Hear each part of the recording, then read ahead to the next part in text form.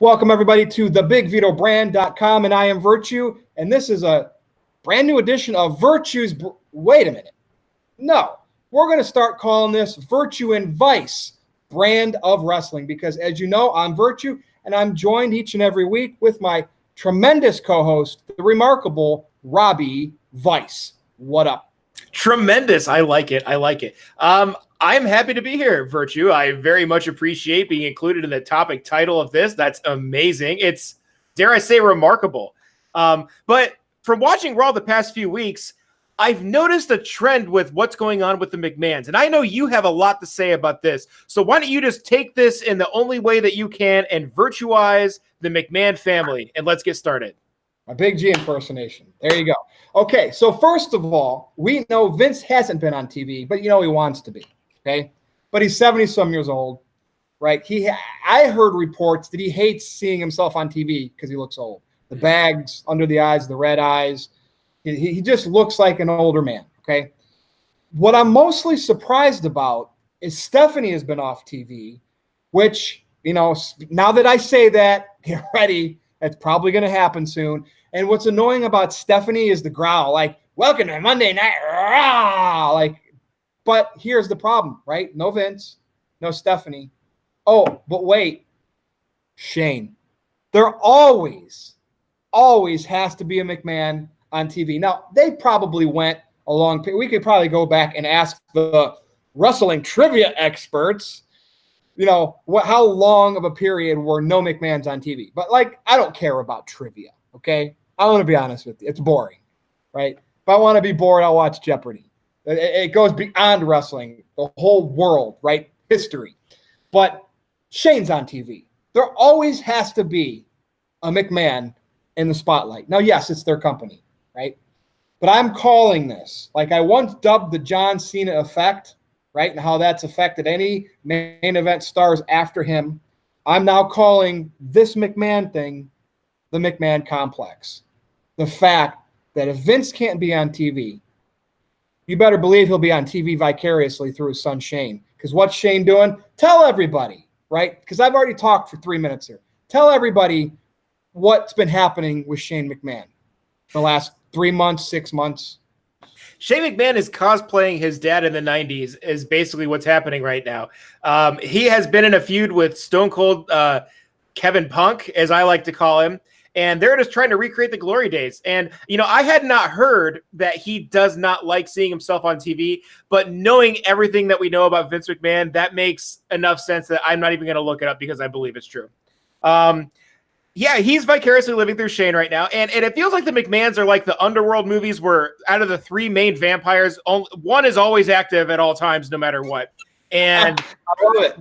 Right. Yeah, right now Shane is doing stuff. He's setting up for his big jump off of something here at SummerSlam, where we know that he's not going to win because they're not going to have Kevin Owens quit. I believe recently, within the last year, he signed a new contract. So we know that's not going to happen. I don't know, man. It's like, dude, my cat's pissed. My cat's over it too. I don't know what's going on with it. I just can't handle any more of the McMahon. Shane is, in my opinion, the worst McMahon. Shane's punches are equivalent to Stephanie's growl, which is equivalent to Vince McMahon treating women with respect. I just don't know how to put it any other way. So where do we go from here, man? I'm stuck. I can only complain about the McMahon so much, and Shane has given me so much ammunition over the past 6 weeks. I can't do it anymore. Okay, a couple things. All right, great points there.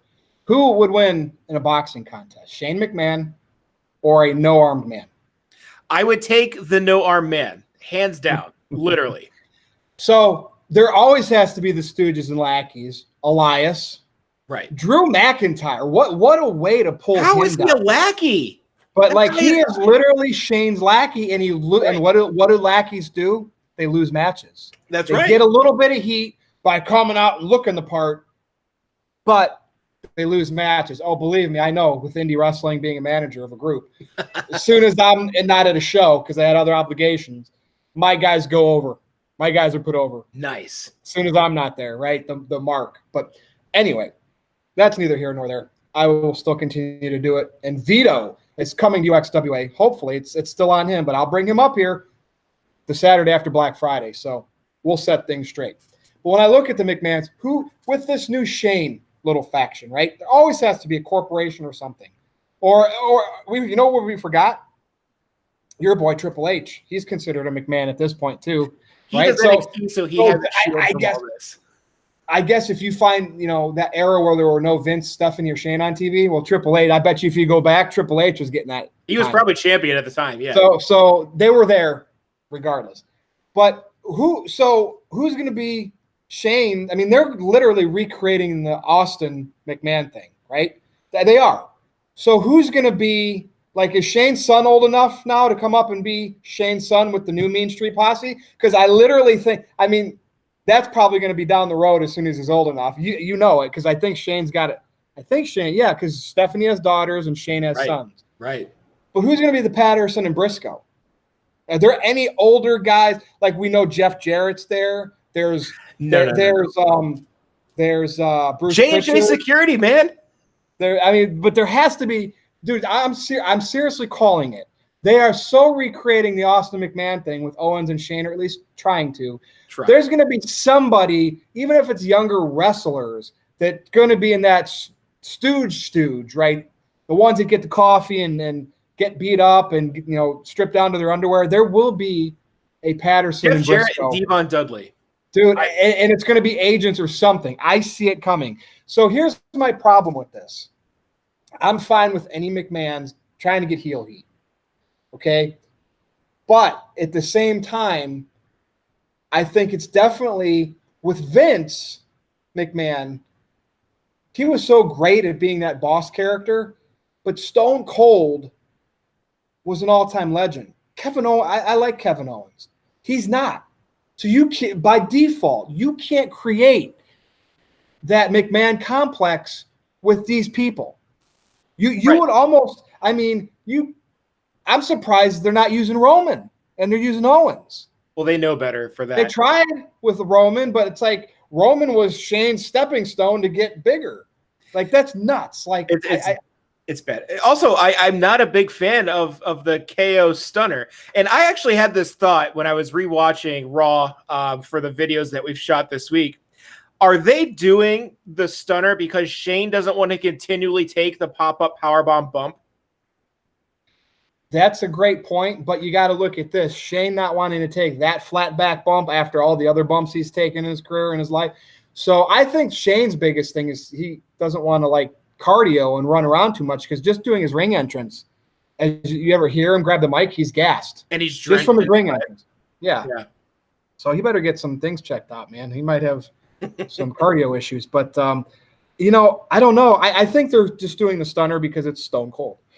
And the fact is they're trying to make Owens a combination of Stone Cold from the late 90s and CM Punk from the early 2010s. Because you know what I mean? And why they're not, why Sami Zayn is losing 3-second matches, however long that was, and why Zayn isn't brought into, and maybe he will be. But to me, we had, Zayn versus Owens before, right? Wrestling always repeats itself. But Zayn was the baby and Owens was the heel. I like seeing later on feuds again with the roles reversed. So I like this new Sami Zayn that calls fans, without saying it, marks. He should. Jericho's doing it in AEW, drawing all kinds of heat.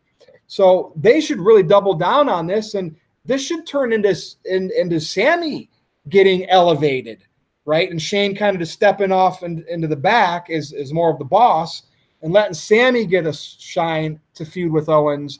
I think this could be something special. This could be one of those feuds that just doesn't need a title, like Chris Jericho and Shawn Michaels had in 2008. Now, I know Jericho ended up winning a title. I just went back and I was at Unforgiven 2008, okay? This was so well done back then. No McMahon that I know. Triple H, I think, was a champion, right? So like we said, there's always some McMahon or through marriage up there somewhere. But Jericho had this heated feud with Shawn Michaels, right? Punched Rebecca, all that good stuff. Ended up into an unsanctioned match at Unforgiven 2008. That went 26 minutes. It was early in the show. And it ended in the referee stoppage, right? Because Shawn just was beating the crap out of Jericho to the point where it got beyond inadvertently. But because they were telling the story in the ring, Jericho actually took real damage from Shawn and was bloody and battered. And I was like, oh, I just saw Shawn and Jericho have this 26-minute fight. You know, I like them both, my all-time favorites. But I'm like, it's over already? Man. And then the whole thing happened. Jericho came back out at the end, snuck in, and won the world title. Mm-hmm. Awesome. Dude, that's what I'm talking about. But today, they don't do stuff like that. They do, oh, let's push a McMahon, right, overexpose him. Right? I'm surprised Shane's not out there in the Joey Ryan jockstrap. You know what I mean? And I think what hurts Shane is he's out there too much, and I don't think it's given Kevin Owens any rub. So what would you see differently? Like, if the McMahon complex had to exist anyway, how would you tweak it to where at least it didn't seem like they're shoving their name down the fans' throats? Anything? Yeah, I would have stopped putting Shane in matches after the Miz thing that happened 9,000 years ago. I would have done the Diesel Shawn Michaels thing and had Drew McIntyre get sick of Shane's crap a long time ago, turn on him, and then somehow get a title match out of it and have him go over.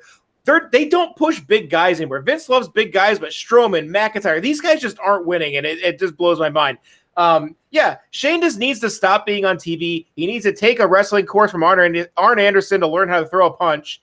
And he just needs to, it just needs to stop. It's kind of like that Simpsons meme. It's like, stop, he's already dead. The horse is dead. And they have been hitting it for an additional 6 months now since the last, wasn't it the land of opportunity is what SmackDown was, and how Shane wasn't going to interfere, and that was what made SmackDown one of the great shows. And now Raw and SmackDown have flip-flopped, and Raw has been better recently than SmackDown. And at the helm of this, you have that stupid authority figure that just no one cares about, no one wants to see, that's being put in main event matches. And that's the thing. It's being put in main event matches. Like, why does Kevin Owens have to have his career on the line? But right. Shane has nothing on the line. Exactly. Shane has not, like, this literally needs to be a career-threatening match in ring, at least. Because, I mean, Shane still would be there. Is this no DQ match, by the way? Or are they just going to have interference and have it end in a disqualification? I don't even know. I mean, that's the thing. We'll predict it right now. What do you think is going to happen? Is Drew McIntyre just going to come interfere and get a DQ for Shane? I think somehow Shane's going to win this match. And then they're going to have to figure out how they painted themselves into the corner and get themselves out of it for KO not to be gone. So who knows? I mean, literally, who knows how that's going to happen? But again, think about it. This is the McMahon complex. They book it that way, and Shane goes over dirty somehow. Right. That gives Owens, well, you're done, right? Well, Owens can try to come in and fight cops and get a ticket and do the whole Stone Cold stuff. Get handcuffed, laugh at the crowd as he's being taken out. The Becky Lynch treatment. That's what well, the thing is, they tried with Becky Lynch. Aaron Rift on NoDQ.com told me, oh, they're going to do the Stone Cold Becky. And I said, no, they're not. And they didn't. It went away. They just didn't do it. And now I know why. They had this plan because they plan a year ahead, supposedly. They didn't want Becky to get the Stone Cold treatment because they were going to do it with Kevin Owens and Shane McMahon. And here we are. So I feel we've been talking about Shane McMahon and his terrible punches since some of our first videos, and it's not changed. And I feel like it's just progressively gotten worse. I mean, what do we have to look forward to at this point? Shane McMahon jumping off of something. I mean, how long until that novelty wears off completely?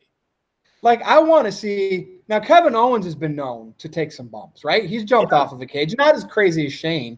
So whatever they do with this match, don't let Shane do it. Didn't they already fight like a year ago? Didn't Sami Zayn pull Kevin Owens off the table and Shane jumped off? Was that a Shane and Owens match? I don't know. I think it might have been, wasn't it? God, so here we are again. They're still doing it. Right. But, pretty sure but Shane was the baby and Owens was the heel. So right. in their world, it's completely different. But I could see the best thing that could come out of this SummerSlam match is Owens gets his memorable spot. You know what I mean? He does something crazy because he hates Shane. He takes that risk, something like a Jeff Hardy or Shane used to do, and let Owens kind of maybe have that moment. But the question is, what if it costs him and he loses? How do they paint themselves out of the corner? You know, or they'll paint themselves into the corner, but how do they get themselves out?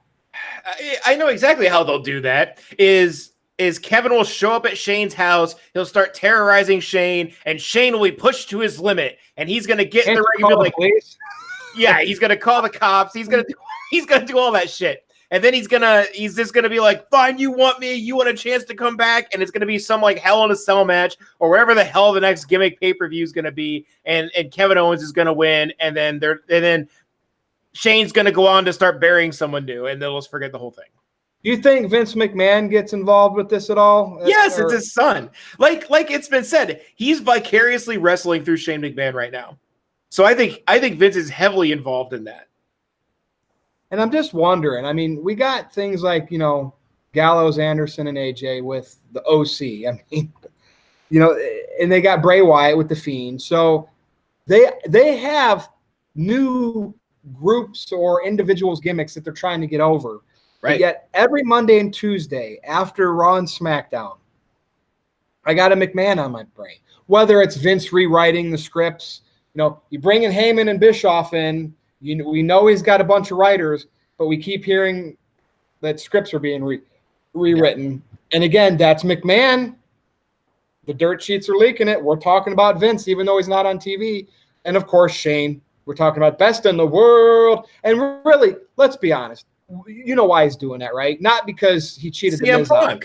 Yes. And now, even to a point, it's a two birds, one stone. Jericho, best in the world at what he does. Yeah, that's right. So, and I just think it's the McMahon rub can really help people out when done properly.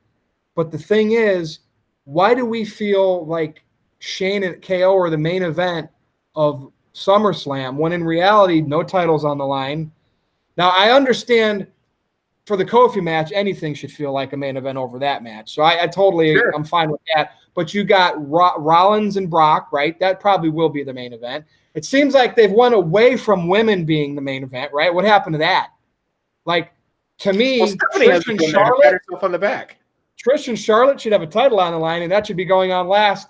If that main event went on last at Mania with Ronda Rousey, oh wait, no Ronda Rousey, no women main event. Oh, right. Okay, I answered my own question. But it's, again, Shane, just his angle, anything with a McMahon just has to overshadow everything else, and that hurts the growth of superstars. I mean, they've babied Roman, right? We talked about that on the No DQ review this week. Why in the hell did they do that angle at the end of SmackDown with Roman? And the fact that why isn't Roman just why does he have to announce his SummerSlam opponent? Like, can he do what John Cena did and just said, I'm going to have an open challenge at SummerSlam? I don't care who I face. Like, when would Roman, like, if we're talking Roman Reigns, right? Clearly getting outshadowed by the Shane McMahon, Kevin Owens storyline. In reality, Roman beat leukemia, came back. He left relinquishing the Universal title. Why in the hell is Roman just not coming out demanding shot at a title? Like, it's stupid. He should be saying, I want to face Kofi. I get it. If they don't want him in the Rollins and Lesnar angle for that title he relinquished, why in the hell is he not going for Kofi? Because that's easy pickings. Now let me ask you this: how many Raw? Well, it should be, but not the way they're booking Kofi. Win. That's true. So let me ask you this: let's say Kevin Owens puts Shane out of commission for a while, and Shane is injured, and that's how they write him off TV for a while. How many Monday Night Raws until Stephanie McMahon shows up and slaps someone in the face? One. The next night on Raw, right. I mean, her and Vince are definitely going to be on that first SmackDown. Yeah, the whole McMahon family is going to be on that, and I wouldn't be surprised if somehow Shane McMahon's the WWE champion too, and they're all just dancing in the ring. You know what I mean? Yeah, and it's gross because it's something. It'd be one thing if I could laugh about it as like saying Kofi would be a good champion, something we know can't happen. But when in fact that it's something that very well could happen, it's not funny anymore. And seeing Shane with that title, people want to shit all over the Arquette championship. I think a Shane McMahon championship would be much worse. At the time, yes, but at least David Arquette went and trained, and he's actually a very serviceable indie wrestler right now. I haven't seen him. I thought he was just doing character acting, method acting for like a documentary. The dude's literally a professional wrestler now. So good for David Arquette. So I can see some of that. I'd like to see it. Yes, good for. I saw him live once, so good for him. That's it, Robbie Vice. So go ahead and do your plug. You guys can follow me on Twitter for now at Xenomecha, Xenomecha. Keep an eye out. Give me a follow quickly because that very well could be changing soon as I have now been added to the No DQ panel. And everyone finds my handle to be confusing and not make sense. So that is going to change. And I know for a fact there are other places you can find Virtue and myself. Virtue, take it away. If they want to see more of Robbie Vice, they want to see more of Virtue, where are they going to go to find that? So you can see Rob Vice and me on the No DQ review every week over on NoDQ.com. You can see me over on NoDQ.com also doing Virtue's Rage with Big G. Hey, and Rob, maybe you and I can have our own show on the No DQ YouTube channel, right? Because I'm seeing a lot of shows on that, and I think we can get one too. So, and of course, I still do stuff for Andre Corbeil. I'm kind of negotiating with him what the next step is, though. So that's what you get. And, of course, you get Robbie Vice and me right here every week on the BigVitoBrand.com on, let's get it correctly, Virtue and Vice brand of wrestling.